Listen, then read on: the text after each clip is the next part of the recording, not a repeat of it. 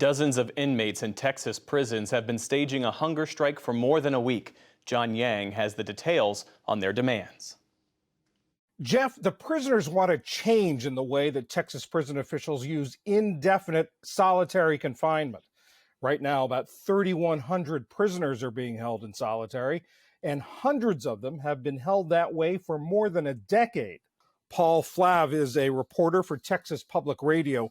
Paul, tell us, what are the conditions? What is it like for these prisoners in solitary confinement? My understanding is that they're held in their cells for as much as 22 hours a day. In a complaint that they filed with the state legislature, they emailed a bunch of legislators documents about their conditions. They said that they, at times during the pandemic, didn't have access to outside recreation for years. For months, oftentimes, that they had access to showers once a week in one unit, and so obviously it's been described as torture by some prison researchers across the country, the use of indefinite solitary confinement, and they are trying to change it. How many prisoners are participating in this hunger strike right now? The number's up for debate. At last check, the state said it was 51, and independent advocates that are trying to help have said it's as many as 138. But it's been a struggle to kind of understand exactly how many people are involved. Why are these prisoners in solitary confinement? Yeah, in the mid 80s, there was an increase in gang activity within the jails, and many of these men are in prison gangs.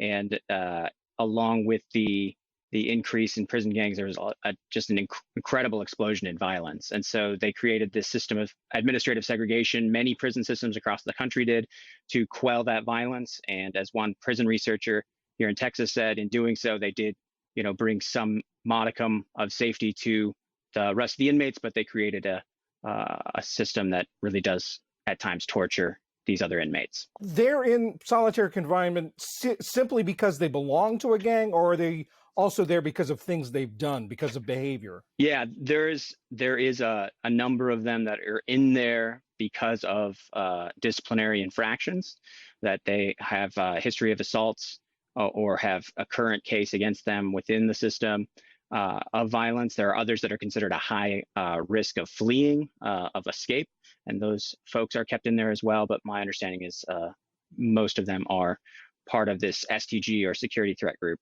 which is another term for gangs. Simply because they're gang members. That's right. And is there a way that a prisoner can, work their way out of solitary and be transferred to the general population? Yeah, the TDCJ, the Texas Department of Criminal Justice, says that they use an exhaustive system to determine who should be in these places, who should be in administrative segregation.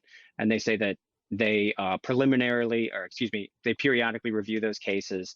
And people that are kept there have an ability to, appeal those decisions through the grievance process.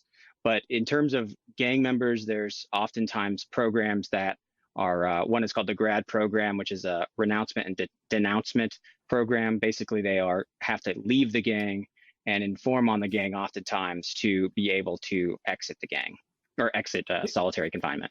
How common is this practice? How does this Texas policy compare with other states?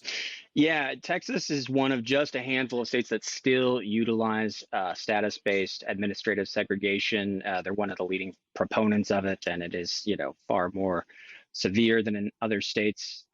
According to researchers I've talked to, one of the other big proponents was California. But after similar circumstances where, thousands of hunger strikers led to an increase in litigation around it, they lost a large lawsuit that forced them to reform their system.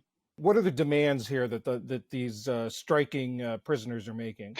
Well, first and foremost, they just want them to end status-based administrative segregation. They want them to be based more on their behavior. They want to create a step-down program that would gradually re-enter the vast majority of them back into general population, especially those that have, an out date, a date when they would be released from prison, because the data around people that go straight from solitary confinement to the streets is not very good. They often reoffend. What's the status of efforts to try to resolve this? It's unclear. The state has said it really doesn't have an interest in in ending this practice. TDCJ said, these are violent offenders, part of violent gangs, and we just can't risk them having